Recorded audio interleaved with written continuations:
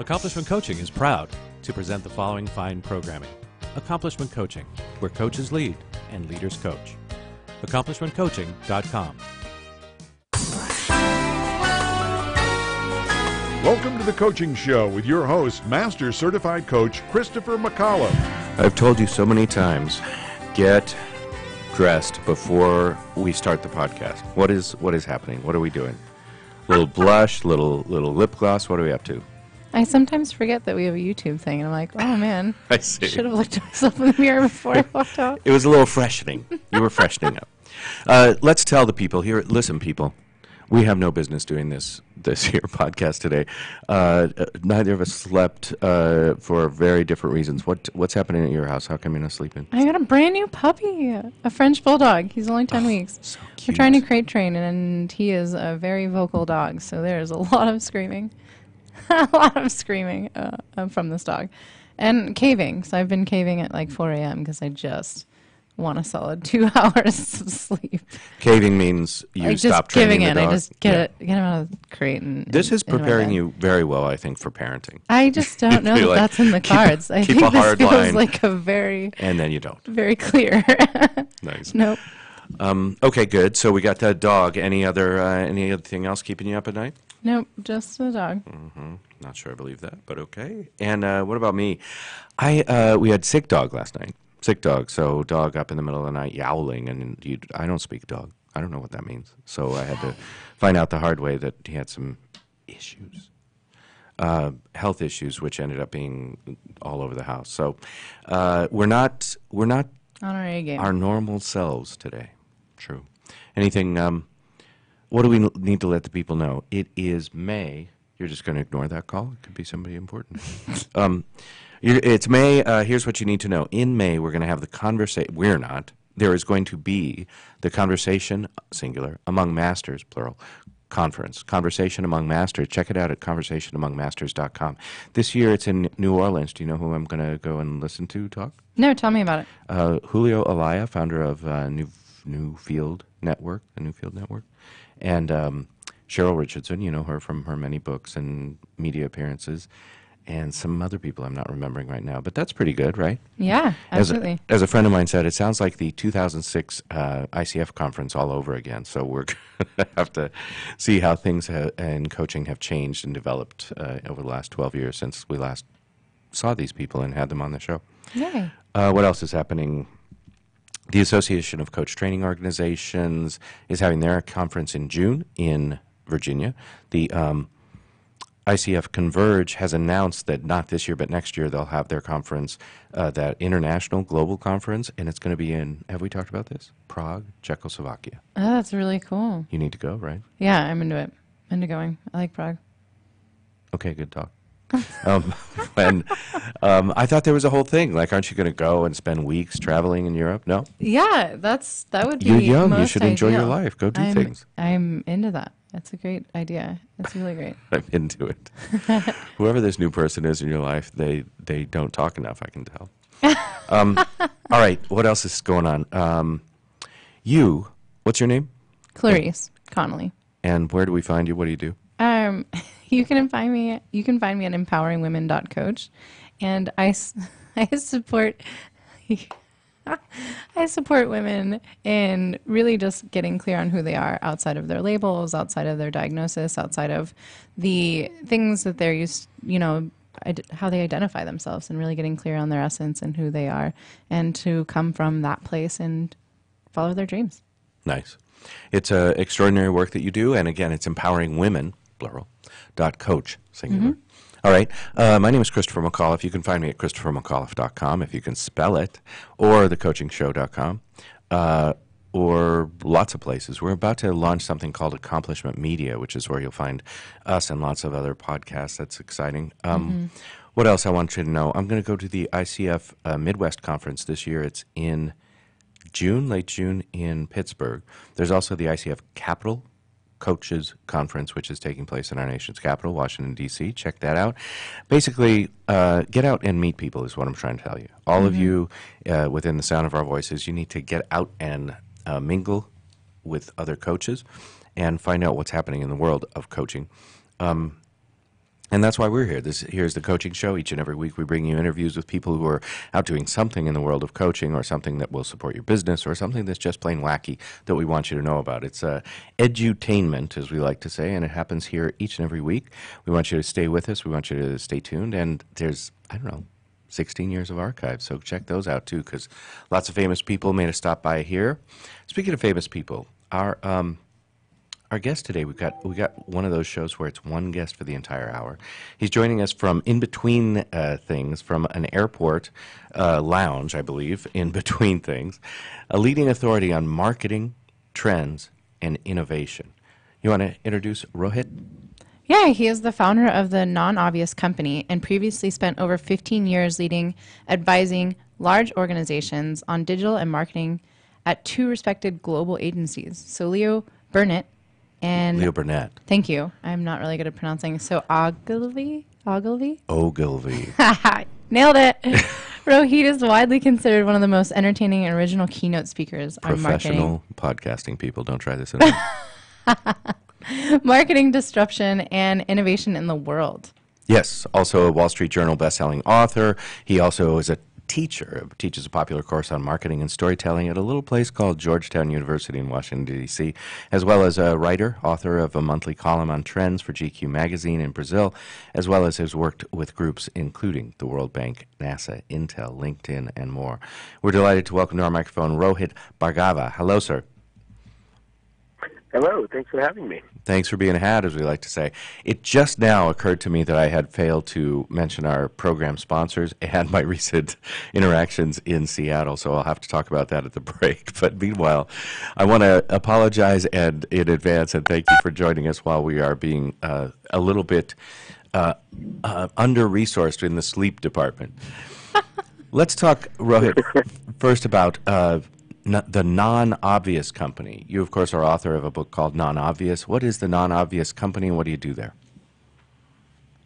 Yeah, the Non-Obvious Company is basically a consultancy, and we help organizations to try and think more innovatively and come up with ideas that other people aren't coming up with. So it's a lot of innovation, a lot of marketing, and we go in and do basically a bunch of workshops and strategy sessions and things like that. That's kind of what we specialize in.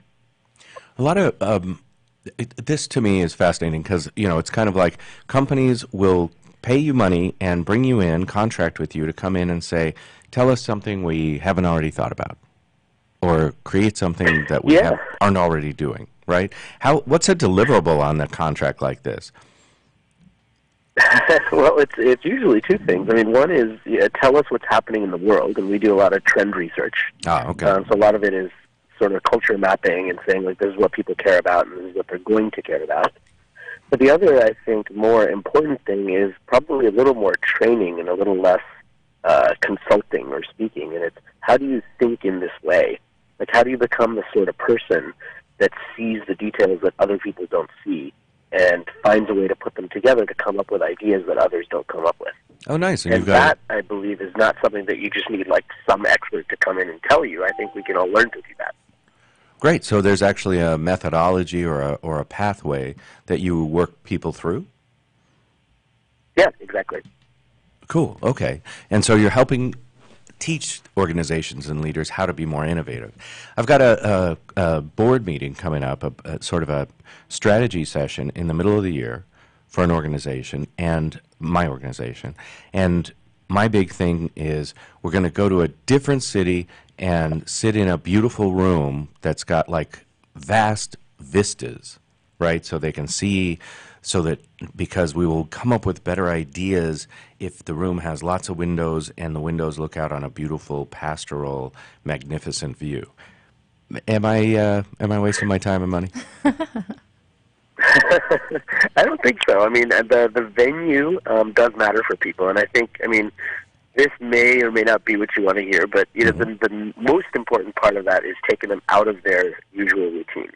The nicer place, it can have an impact because people feel like, okay, I'm in this like inspiring place, and so therefore I'm feeling more inspired. So definitely there's psychology there, but I think it's important to separate yourself from like not just booking the same meeting room at the same office. I mean, that's the worst way to try and be innovative because you're just in this ordinary place that you're usually in, and there's no difference.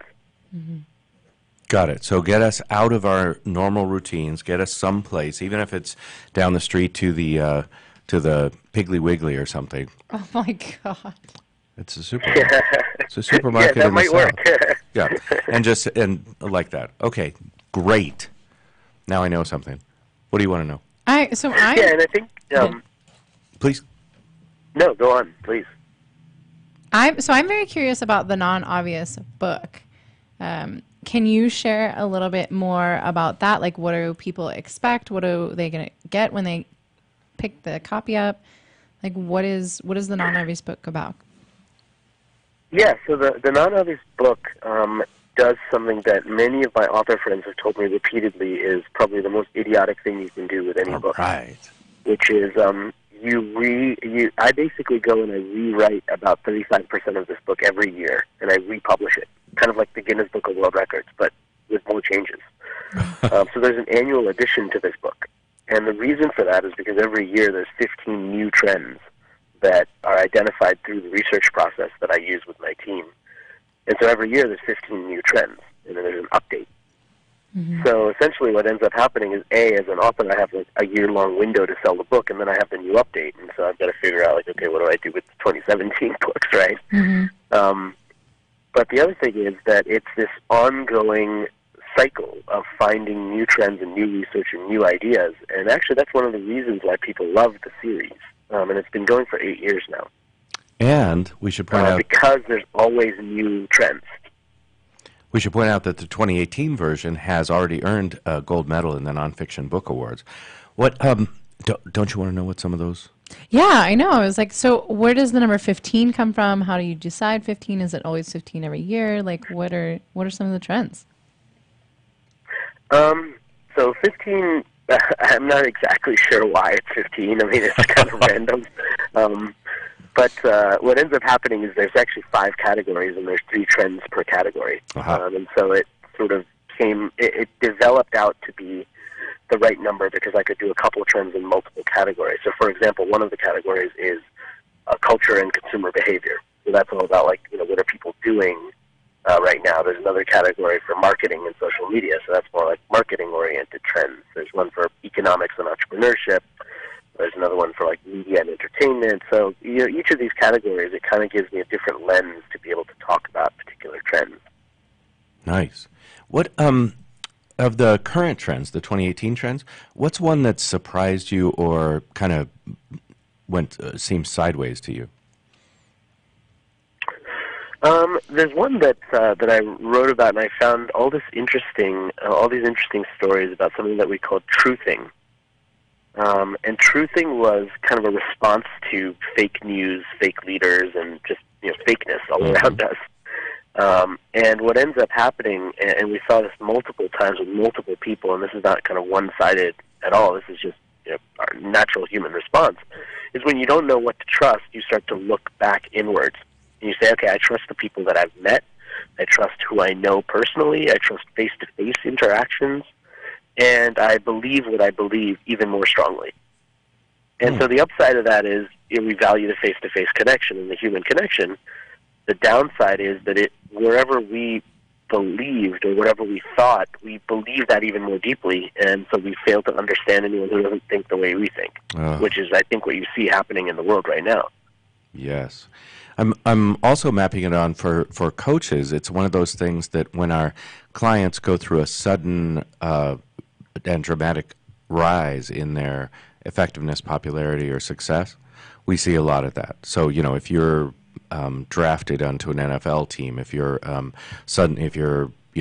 play or movie suddenly hits, right? All of a sudden, you've got all this extra input, and you tend to go back to, this is why we see people in the music industry with these posses, right, of people that they grew up with, because they're sort of like trusting just the people that have known them before they were famous, right?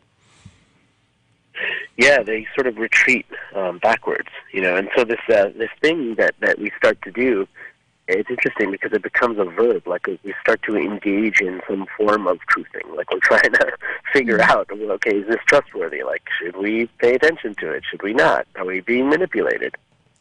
And as somebody who has hung out in our nation's capital, pardon me, do you see other trends that are directly related to the conflict in our nation's politics these days? Yeah, I mean, another one from the 2018 book that a lot of people have been talking about and latching onto, particularly in the media, is something called manipulated outrage, which is exactly what it sounds like. Wow. There's many people who are profiting from making you angry. And the angrier they make you, the more eyeballs they get, the more impressions they get, the more you care and engage with your time. Ironically, and so that I think pisses that, me one off. of the reasons... Yeah. It's working. I mean, it's one of the reasons why I wrote about that is I think that if we have, as people, if we have more awareness that someone's trying to get under our skin, that someone's trying to make us angry on purpose, maybe we can give ourselves a little more perspective and not get so angry so quickly. Oh, I like that. That's a good idea. I don't think that would work at my house. I'll try it. All right. What about, I love what there's so much to talk about, but I love what you said about every year there are a bunch of trends that become, I don't know, outdated or old trends. What can we do with that? What is that? How is that valuable? Have you found any value for those old trends? Do you just wait 20 years and they come back? Yeah. Here's the thing that is really frustrating for me as an author is they actually don't become outdated. They just become, sort of like if you imagine writing a blog and you write these articles and they're great, but every new article pushes the old articles down. And it doesn't mean that the old articles are irrelevant. It just means they're pushed further down and so people see them less. And that's what tends to happen with these trends. And when they're first published, maybe they're a little more, to use the brand of the book, a little more non-obvious, and over time maybe they become a little more obvious because you see more examples, they're more talked about, they're more widely known. But they don't go away and they don't reverse themselves or become wrong. Absolutely.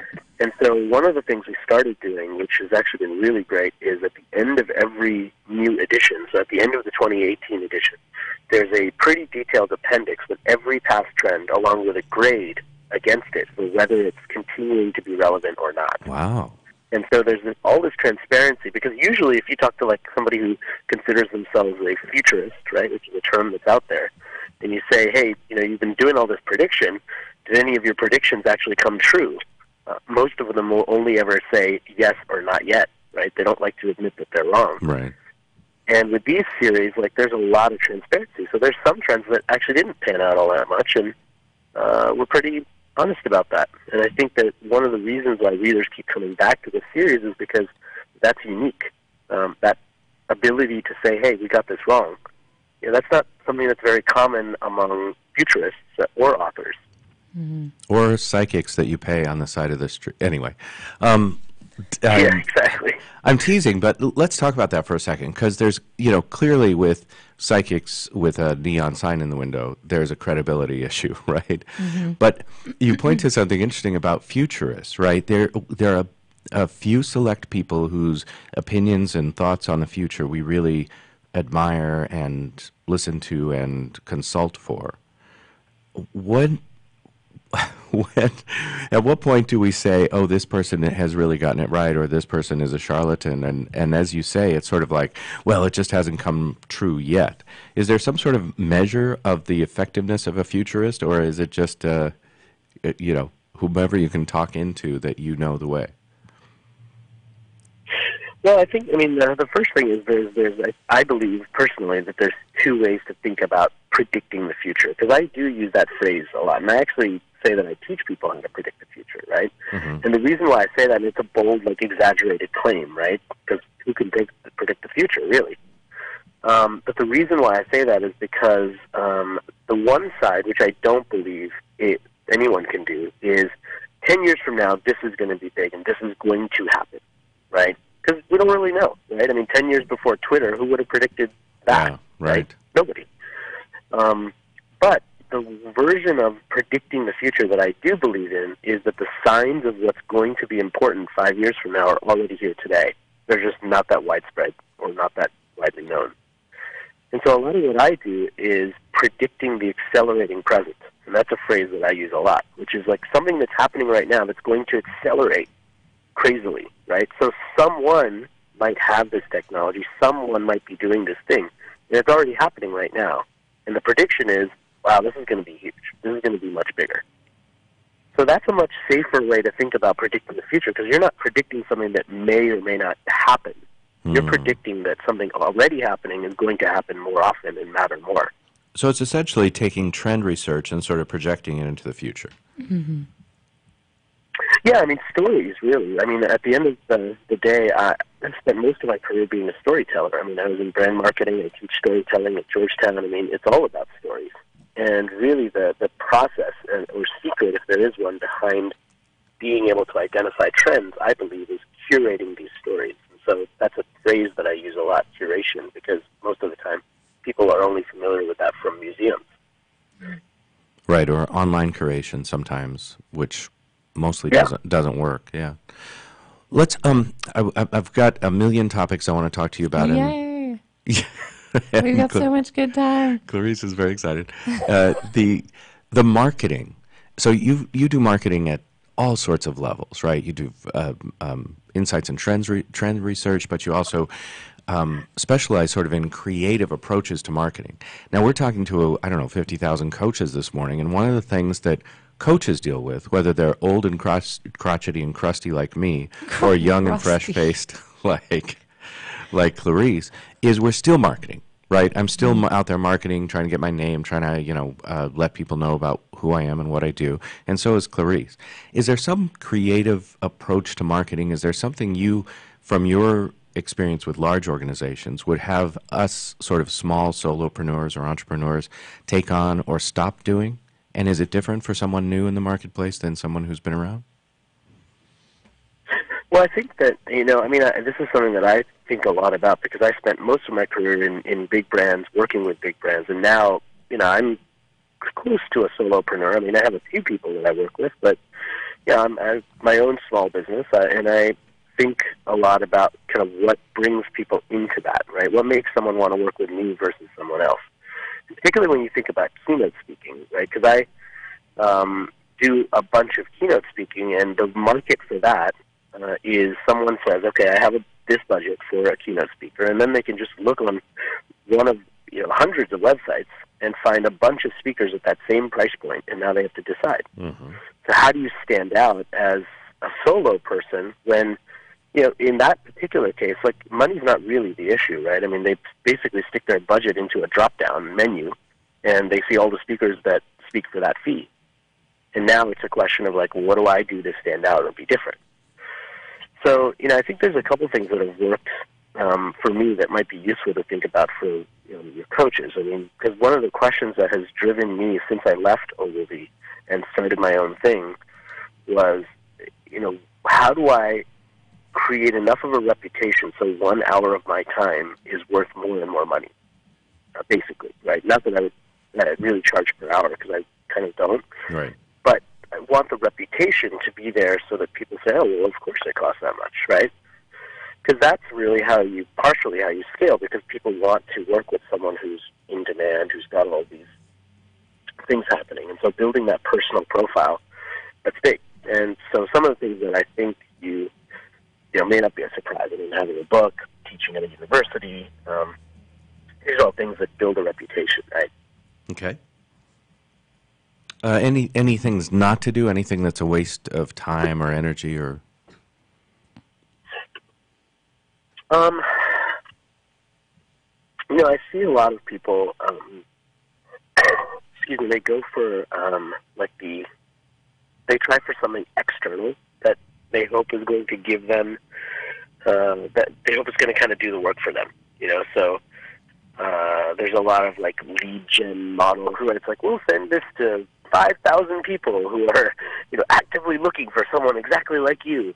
You know what I mean? There's, like, all sorts of schemes like that, and as a marketing guy, like, I see a lot of those, and they just, all they have is some random list of people, and then they just blast it out with, you included with a bunch of other people, and it rarely turns out to be useful.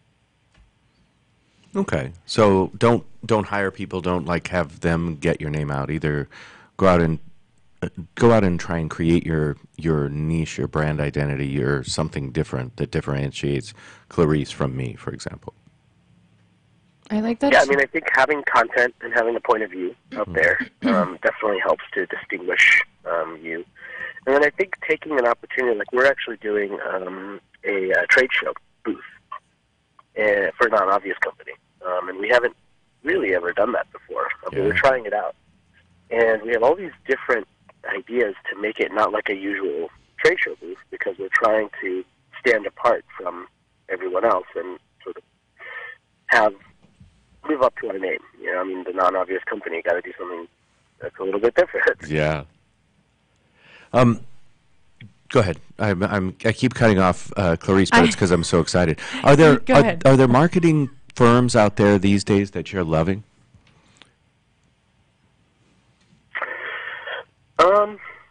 You know, I look at a lot of work from different agencies and things like that. There's like creative work that maybe I think is great. But it depends on the client. I mean, it's I don't think that there's necessarily like one group I would look at and say, oh man, everything they do is always amazing, because that's not really how it works. I mean, I've spent enough time in the agency world where, like, when you get a great client and you get that perfect creative idea and it comes out, it's magic. And then you get the other client who doesn't like the great idea and they decide to do the dumb idea.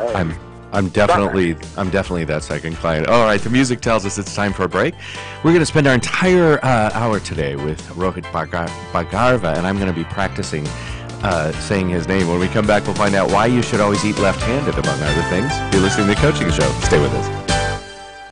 Tired of presentations with no impact, no inspiration, and no traction? Do dull speakers have you and your team disengaged and distracted by smartphones? Christopher McAuliffe brings energy, insights, and 2 decades of experience, delivered with punch, humor, and heart. Your team will leave energized, uplifted, and with a sense of purpose. Visit ChristopherMcAuliffe.com to bring some heat to your next speaking engagement. McAuliffe. ChristopherMcAuliffe.com.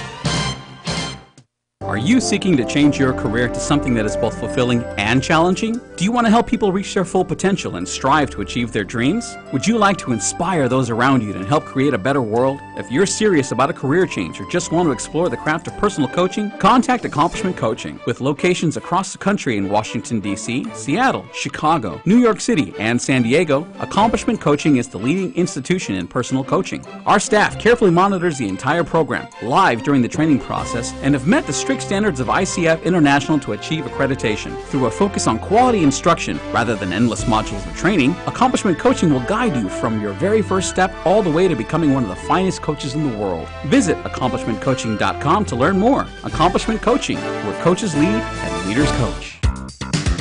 Christopher McAuliffe is your source for the latest in the world of personal coaching. Whether it be speaking with such luminaries as Deepak Chopra or getting the newest techniques and innovation, the Coaching Show is always on the cutting edge of what's happening now. Gotham Books presents Marriage Rules by Harriet Lerner. The book Martha Beck calls required reading for anyone hoping to interact successfully with any other human, not just for those in romantic relationships. Get your copy wherever books and ebooks are sold, and visit harrietlerner.com to learn how to change your marriage today.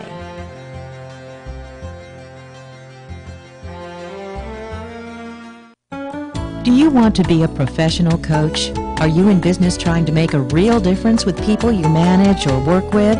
Have you started a coaching practice that isn't quite getting off the ground?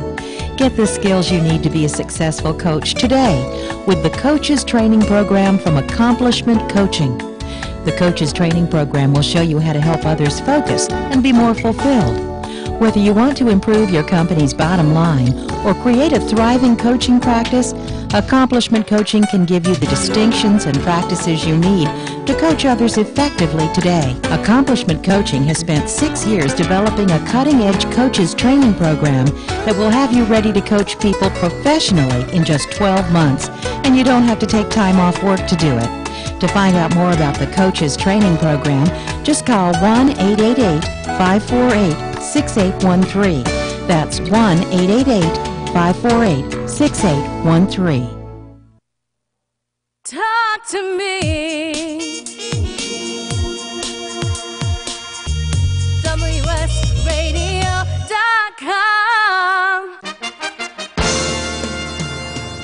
Accomplishment Coaching is proud to present the following fine programming. Accomplishment Coaching, where coaches lead and leaders coach. AccomplishmentCoaching.com. Welcome back to the Coaching Show with your host, Master Certified Coach Christopher McCullough. Thank you, Dick Warren. All right, as promised, I want to talk to you about one of our longtime sponsors, actually our longest-term sponsor of this here program. As you may know, the Coaching Show, this podcast has been brought to you each and every week for the last 16 years. Yes, I'm that old. And we do it to educate you, to entertain you, to sort of get you in the knowledge, of, especially if you're not attending these organizations or meetings or keynote speeches or whatever regularly. We want to get you, some information while you're like doing the dishes or whatever you're doing while you're listening to us. And the company that has supported us all these years is Accomplishment Coaching. Now, if you're like me, well, we've got problems. God bless you. Yeah, but if you are, when you go out and look for something, you're looking for the world's finest. When you go out to look for coach training, for example, you're looking for the Harvard, the Oxford, the Stanford, whatever you think of as the highest level of coach training is for you. It's not for everybody. Right? There are the world's largest, there are the cheapest, there are the quickest, there are all sorts of those. But if you're interested in the world's finest coach training program, designed to be that from the beginning for, 20 years at this point, check out Accomplishment Coaching at AccomplishmentCoaching.com. I know Clarice and I are huge fans. Clarice, what are some of your favorite things about Accomplishment Coaching and the training they do for coaches and leaders? I chose the training program because it's stretched out over a year. So it's a year of training. They meet every month for about 16 hours. You get your own coach every week for the entire year span. You have a team. It's like every weekend there's different themes. You're working out, relationship or money or whatever the theme is every month. And so you're getting a chance to like clean out the closet of your own world so as to better support people with the same story or the same things. And so that really stood out for me. It's in person. It's over a year. You get all this training. You get a ton of tools. And it's accredited by the International Coach Federation. So right. So it's a grease slide to your credential, assuming you absolutely do all the stuff. Yeah. And I think, too, that it's really important since there isn't very much standardization in coaching in the United States to have that. And that in itself is amazing. So it's true. It's Also, I love you get your own coach for an entire year. It's not like go out and find a coach, hire a coach, or don't be coached. If you're going to be a coach, you should have a coach. That's my stand on the matter. Anyway, Accomplishment Coaching, check it out. You can also go and visit. Check this out. You can visit their coach training program in process. It's not a sales pitch. It's not a prepared thing. You can actually watch them do the work. It's available in 6 cities across North America. Let's see if we can name them. San Diego, Seattle, Washington, where I just was, Victoria, BC, Chicago, Illinois, New York City, and our nation's capital, Washington, D.C. God knows people can use coaching there. All right, so if you're near or going to be near any of those places, go check it out. Check it out online, and you can find the times and locations of the observation opportunities, or just throw yourself in the world's finest coach training program from Accomplishment Coaching at AccomplishmentCoaching.com. All right, we're continuing in our conversation with Rohit.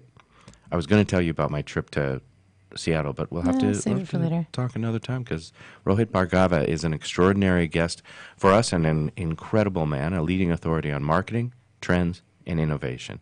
He's a big deal. We talked about some of his accomplishments before, but one of them is he's a Wall Street Journal best-selling author of 5 books on a wide range of topics.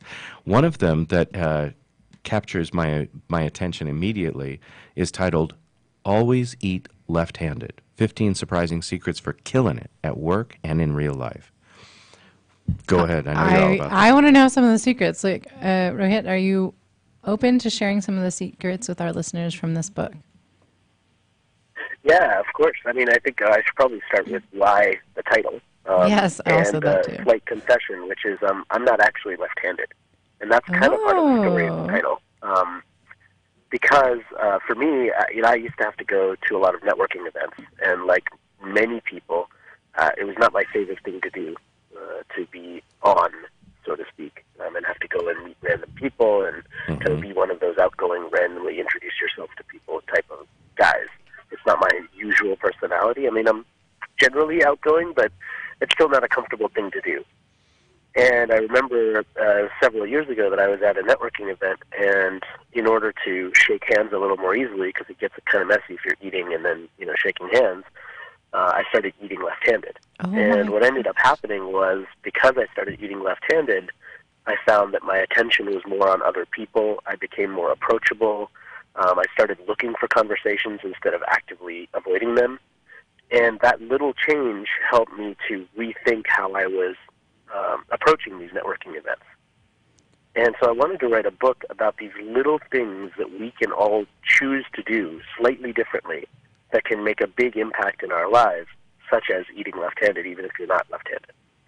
And so the book is filled with tips like that. Great. So practical, useful, like right away today. Are you willing? Exactly. You willing to give us another one? I know that only leaves 13 left, but. Yeah, of course. I mean, this is one. So they're very. The tone of the book is very irreverent. It's meant to be like the sort of things that a quirky 40-something professor would tell you, who's not old enough to be your parents, but is kind of too old to be your older brother. Which is kind of my category. That's where I sit, right? And so one of them was start smoking. What? And the reason why I had a chapter called Start Smoking is because when I was 23, I moved to Australia without a job, without any friends there, just an adventure. And I had to find a job, which I eventually found, but I still didn't know anyone. And in that culture, I found that a lot of people were going out and taking smoking breaks. And that was a great time to meet people. So for 3 weeks or so, I started smoking, just so I would be able to go on smoking breaks and hang out with people. Nice. And also, you get more making breaks. Friends. Yeah. Awesome. Yeah, and you get more breaks, exactly. Now, I quit almost, immediately right after that. I never really became addicted to smoking, and I know that is not sometimes what other people, that's not the result other people get. Correct. But for me, it was this idea of, I knew at that time, that smoking is not good for you. It's not like I was doing something and I'm nobody knew. This could be bad. No, it wasn't that. I knew it wasn't going to be the healthiest thing, but I also knew that I was more interested in meeting people, and smoking was the way to get into the club, so to speak. Yeah. And so the tip there was, sometimes you're going to go in a certain direction and, try something different that you wouldn't think you would try, but then it turns into something else. And that was kind of the story or the lesson. So each one of these, the 15 things, is basically a story along with a lesson that's somehow wrapped into it, and then there's a bunch of tips for how to use it. I like that. That's really cool. I'm super anti-smoking, so I'm a little resistant to it, but I like the idea of it. There was another one that I wrote about, which there's some chapters where if you just read the chapter titles, you'll be very confused. Got it. You need the story behind it. So there's another chapter called Be a Crossdresser.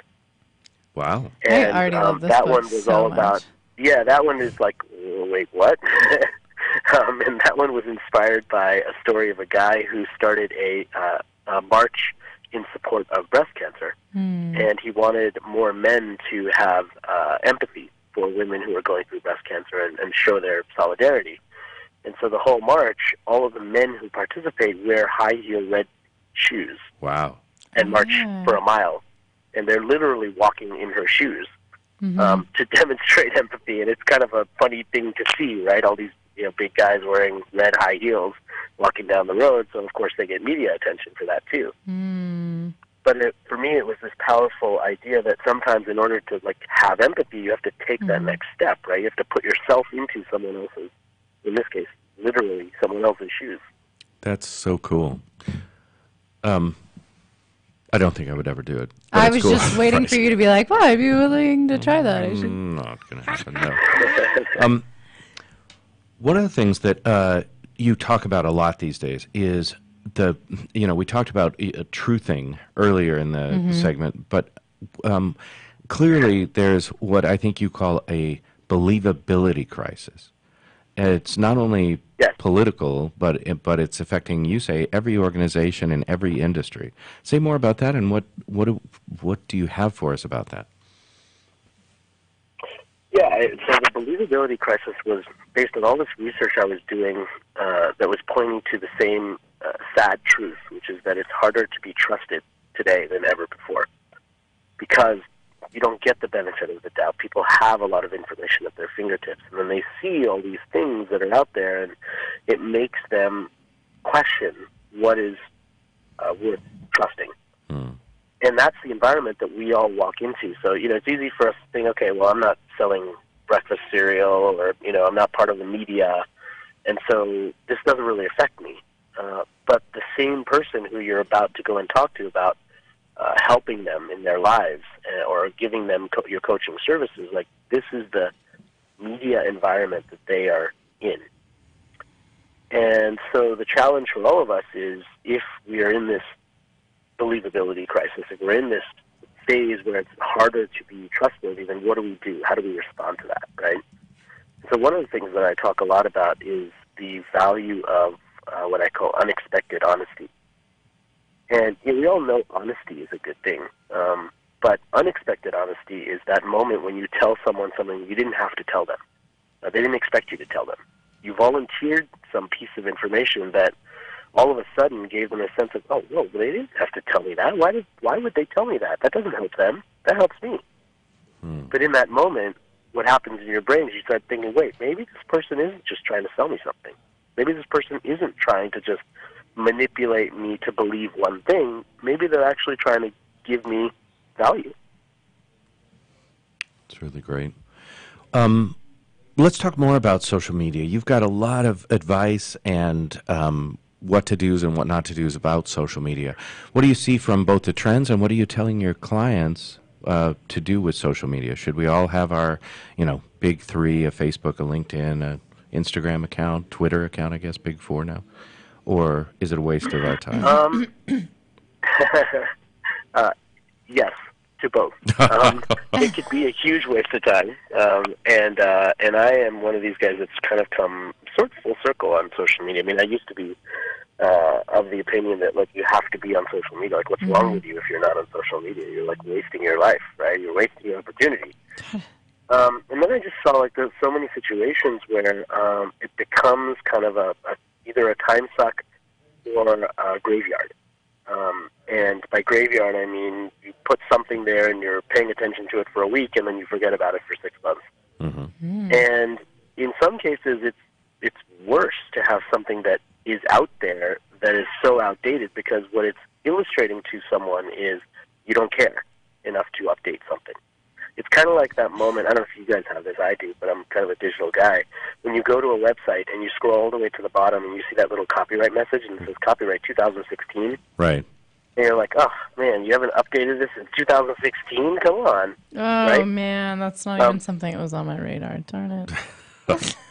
Yeah. So it's like, I mean, it's these little signals, right? Because that's what people are looking at. And so the challenge with social media is it's this beast once you create it, and then you got to keep feeding it. And so there's a couple of strategies there. I mean, one is be strategic about what you do go onto, and realistic about where you actually want to post things and where you want to communicate with people. And the other is something that I don't think we generally appreciate often enough, which is treat some of these social media platforms like an archive. And so, to give you an example, I mean, one of the things I did when Always Eat Left-Handed came out is I created a Twitter account. Used it for a little while. But then, I have my own Twitter account. I don't want to have to manage 2 Twitter accounts. Right. So then I posted a message on the book Twitter account saying, basically in the voice, as if the book was speaking. And it said something along the lines of, the book is out. I've said everything I want to say. If you want to hear more, follow at Rohit Bhargava, which is my Twitter handle. He clearly has more time than I do. Nice. And that was it. Like, that was the message from the book, and now it's an archive, and I haven't updated it in 2 years, and it's fine. I kind of love that. I mean, as long as you're clear about the promise you're making to somebody, it's okay. I kind of love that, because you're right. Then it becomes like, because, a lot of us are familiar with authors, and I'm thinking of one in particular that I won't name, where, his work actually changed dramatically over the course of his 25 years of writing. But, you're right. It becomes like, but didn't you say something different 15 years ago in this book, and which one is right, and like that. Whereas if you give each period of your life or your work its own sort of storehouse, then people can deal with the changes by either coming to you directly or by going back and reviewing the material. But you don't have to sort of keep rehashing and justifying and explaining the difference as an author as you progress. Are you finding that you are progressing in the work that you do? In other words, were the trends and work even 2 or 3 years ago similar to the work that you're doing now, or is it dramatically different? It has progressed, yeah. So the first couple of years of the trend report, it was very marketing and social media heavy. Probably about year 4 is when I introduced the categories, and it started being broader. Mm-hmm. It also wasn't a full-length book until the 5th year. Before that, it was an online report, so it was like a trend report. It was published as a presentation, and then there was a companion ebook. So it's been in print form for the last 4 years, half of the time that it's been out. So it's evolved in that way. And then this year, there's been a bunch of updates. So we totally revamped the interior for the 2018 edition. There's color on the inside, which there wasn't before. There's more images. And I think, I mean, if I can hopefully relatively objectively say this, the writing's gotten tighter.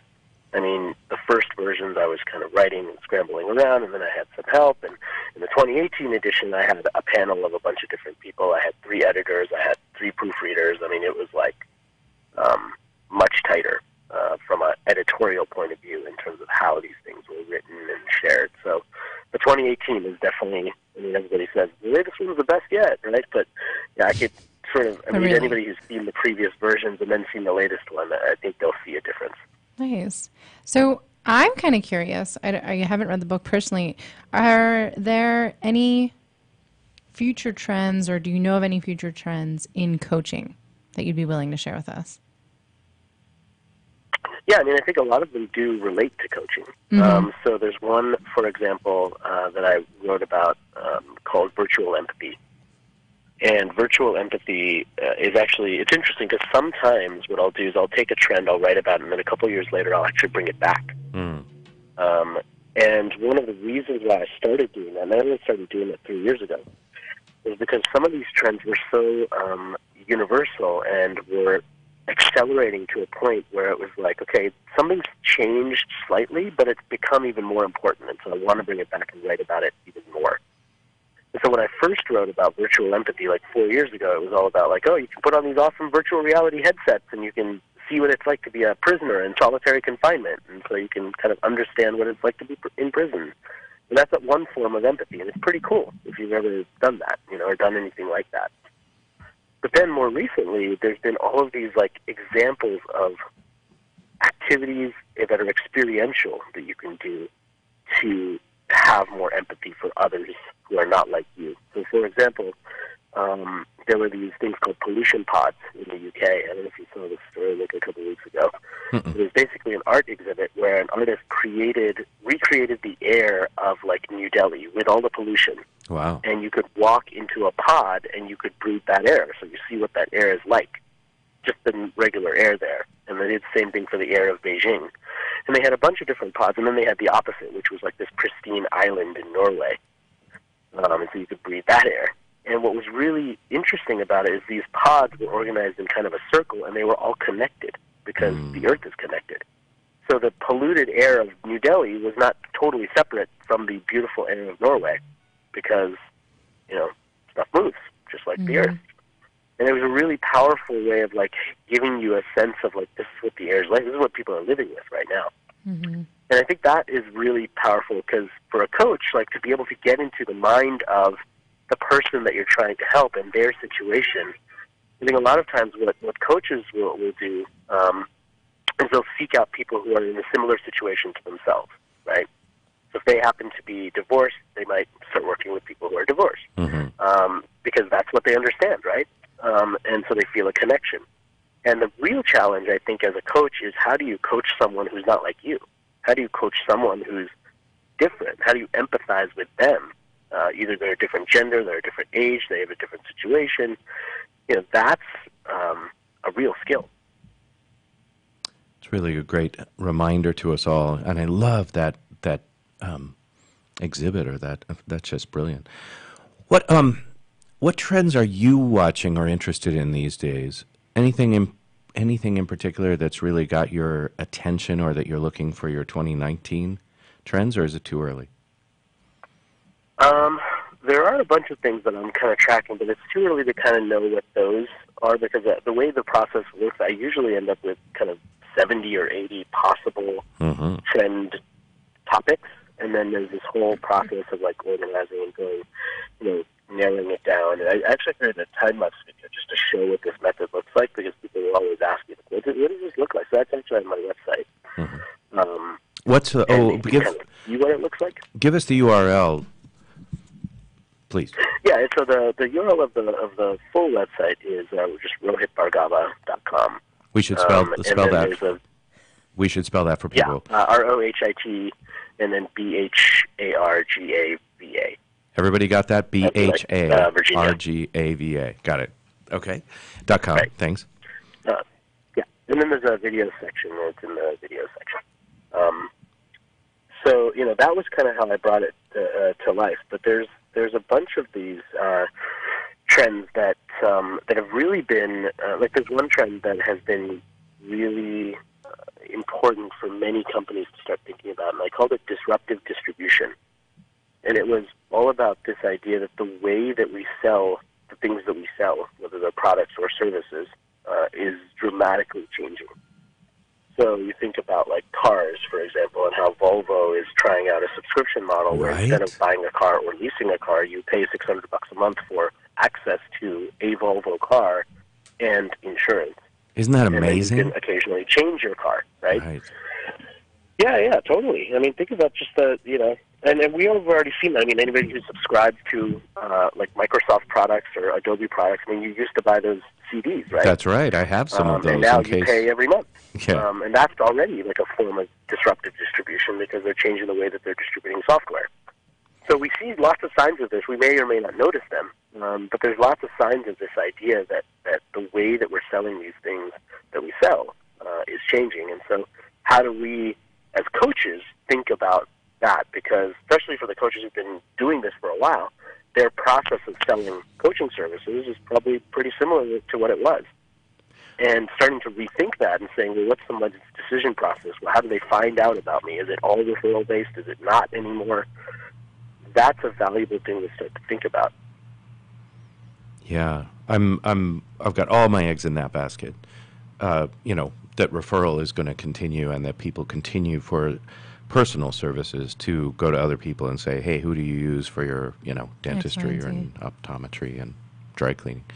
Can we assume, Rohit, that the trend towards people moving into cities, and that cities being more multi-layered with, retail on the bottom and multi-use and then living on the top is going to continue? Or are you seeing some movement to the suburbs or the exurbs? I think it goes region by region. I mean, there are many places where, the influx is to the city. But then you think about even the D.C. area where I live, there's these huge communities that used to be suburbs, places like Arlington or Tyson's Corner or Bethesda, that are now kind of becoming little forms of cities on their own. And the amount of construction in terms of places to live in these micro-cities around a major city, that is continually happening in many places as well. Gotcha. We're down to our last minute or so, and as is our custom, we want to give it all to you. What would you like to give us as a takeaway or a parting thought or a parting shot today? I just think, for me, this is aligned with my brand, but I think the world needs more non-obvious thinking. Like, I think that we just, in general, tend to think and say the same things that everyone else says. And so there's no distinguishing factor between what we say and what someone else says. And one of the things I want people to do is think in non-obvious ways. Think about something that no one else is thinking about. Be different. Be innovative. And hopefully some of the things that I've put out there help you to do that. Beautiful. I love that so much. Thank you so much. That's Rohit Bhargava. That's another edition of The Coaching Show. We'll talk to you next week. Nowadays, internet devices are an integral part of your home. Everyone in your family has a smartphone, tablet, or a computer. Life is easier knowing that all your devices are secured and your family can surf the internet carefree. ESET Multi-Device Security Pack does just that. One license for all your devices. With ESET, it's simple to stay protected and save money. Enjoy safer technology.